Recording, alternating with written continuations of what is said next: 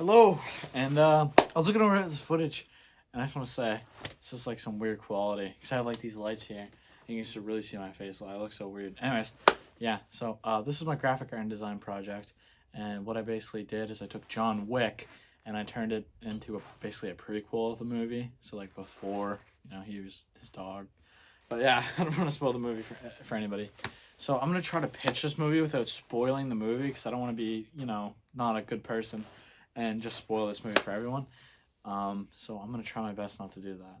But yeah, so this movie is based on John Wick, which is I would say it's a movie series, but I think they're gonna make a fourth one. So who knows? But it's based on that, and basically what it is it's before everything happened. So it's before he basically is a hitman. There's gonna be some spoilers. He's kind of a hitman. I'm not gonna go into depth about that, but it's before that. Basically, what happens. I'm gonna give you a bit of a summary of what happens.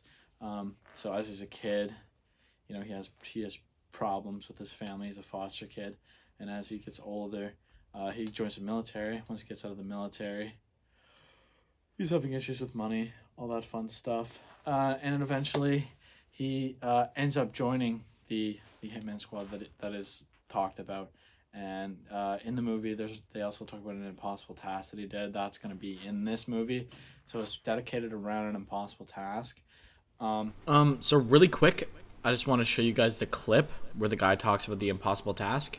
Um, yeah, here it is. I gave him an impossible task. A job no one could have pulled off.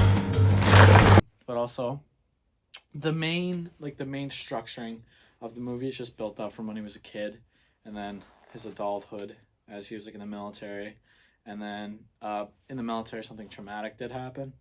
Um, and the military obviously is shown in a worse light of the corrupt military officers, and they come after him. I don't really want to. I really don't want to spoil John Wick with the other movies, so I'm just gonna stop here. But yeah, it's just basically about that. That's a whole summary of what happens, and it's honestly I spent probably 30 minutes on the script just because it's not as important as like the poster and stuff. So the poster, yeah, let's get talking about the poster. This is the first poster I made, and what I did basically is I had John Wick and I turned him into a silhouette, and his gun on the side, and I probably could have done this an easier way, but I erased everything around it. And I just kind of like this like plain picture because it just like depicts how it's like him, like it's about him. It's about John Wick, and like the John Wick movies are usually like it's like solo. It's him. He doesn't have a sidekick or anything. So I thought this was a cool way to kind of explore that part of this movie. Um, Obviously, the colors I use are very dark colors. He likes to wear dark suits. Red I chose because he kills people. Blood, they have correlation there. My second one is actually a bit. It looks honestly, I like it, but it kind of looks like this is gonna be a horror movie, which is not. But I do like it.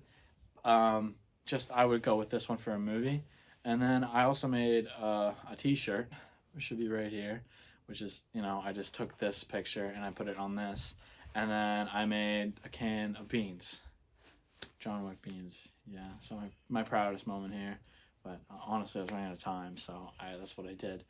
But yeah, I'm pretty proud of this. Not gonna lie. I I took a lot more time than I should have, and I probably could have added more depth into the poster itself. But I thought, if I do two posters, that would be kind of cool. So yeah, this is my pitch. I don't think it's 3 minutes because I've done a 5-minute speech before.